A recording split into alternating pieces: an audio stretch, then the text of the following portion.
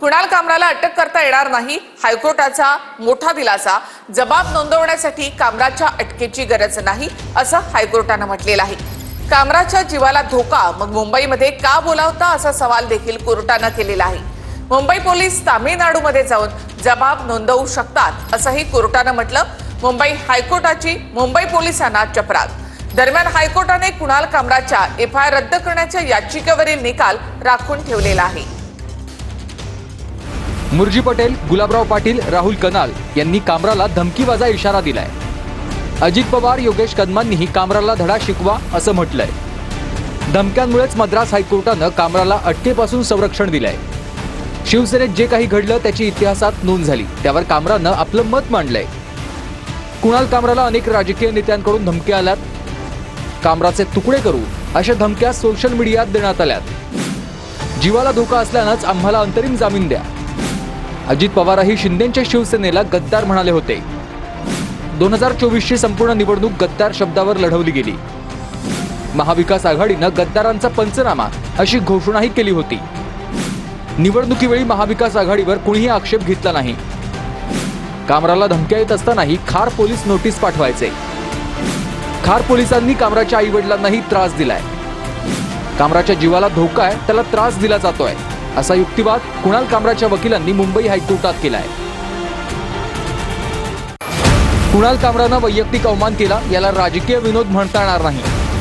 कामराची टीका म्हणजे एखाद्याला द्वेषयुक्त लक्ष्य करण्यासारखं आहे। उपमुख्यमंत्री पदावरील व्यक्तीवर टीका करणं अवमानकारक आहे। गुन्हा दाखल झाल्यास अभिव्यक्ती स्वातंत्र्यापर्यंत जाण्याची गरज नाही। आरोपातील तथ्याची शहानिशा करण्यासाठी गुन्हा दाखल होणं गरजेचं आहे। आरोप खरे आहेत की नाही हे आम्ही आरोपपत्रात स्पष्ट करू। 23 मार्चला MIDC पोलिसांनी व्हिडिओची पडताळणी करून गुन्हा दाखल केलाय। मुर्जी पटेलांनी दाखवलेल्या व्हिडिओनंतर पोलिसांनी गुन्हा दाखल केलाय। सर्वोच्च न्यायालयाच्या निर्देशानुसार आम्ही गुन्हा दाखल केलाय असं त्यांनी म्हटलंय। कुणाल कामरावर एफआयआर दाखल करताना प्रोसिजर फॉलो केली का? IPC आणि BNS या दोघांचाही उपयोग का केला? दाखल कलम 356(2) का लावलंय यावर कोर्टानं सवाल उपस्थित केला। समर्थनीय उत्तर द्या असंही कोर्टानं म्हटलंय। दखलपात्र आणि अदखलपात्र या प्रोसिजरवरच कामराच्या वकिलांनी सवाल उपस्थित केला होता, तर प्रोसिजर फॉलो केल्याचा सरकारी वकिलांनी दावा केलाय। दुसऱ्या कोणी केलेल्या बदनामीचा आधार घेत तुम्हालाही बदनामी करण्याचा अधिकार असेल तर हे चुकीचं आहे। फक्त गद्दार म्हटलं म्हणून गुन्हा दाखल झालेला नाही। टीका टिप्पणी करण्यात आलेली आहे आणि हा केवळ विनोदाचा प्रकार नाहीये। हे एखाद्याला ठरवून टार्गेट करण्यासारखं आहे। कुणाल कामरा यांनी हा ठरवून केलेला गुन्हा आहे का याचा तपास करायचा आहे। मुख्यमंत्री राहिलेल्या आणि सध्या उपमुख्यमंत्री पदावर असलेल्या व्यक्तीचा वैयक्तिक अवमान केलाय। गाण्यात कुठेही त्यांनी घेतलेला निर्णय किंवा लागू केलेल्या सरकारी योजनांबाबत टीका केलेली नाही। IPC आणि BNS मधील कलमांवर सरकारी वकील ठाम आहेत।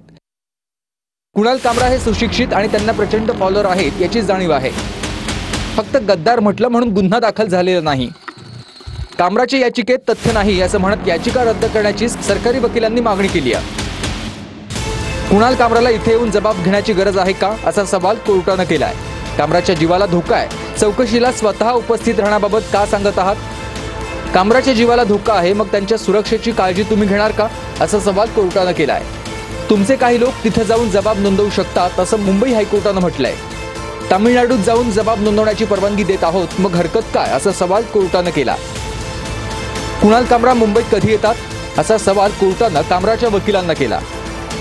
आम्ही तामिळनाडूतल्या स्थानिक पोलिसांच्या मदतीनं जबाब नोंदवण्याबाबत सहकार्य करण्याबाबत सूचना करू शकतो असं कोर्टानं म्हटलंय। आपण कामराचा जबाब नोंदवा, पण अटक करण्याची गरज नाही, हे तर पोलिसांनीही आपल्या समन्समध्ये म्हटलंय असं कोर्टानं म्हटलंय। कुणाल कामराला दिलेल्या पहिल्या नोटीसनुसार तुम्हाला त्याचा जबाब नोंदवण्यासाठी अटकेची गरज नाही असं कोर्टानं म्हटलंय। कुणाल कामराच्या प्रकरणात मुंबई उच्च न्यायालयाचं महत्त्वपूर्ण निरीक्षण आहे।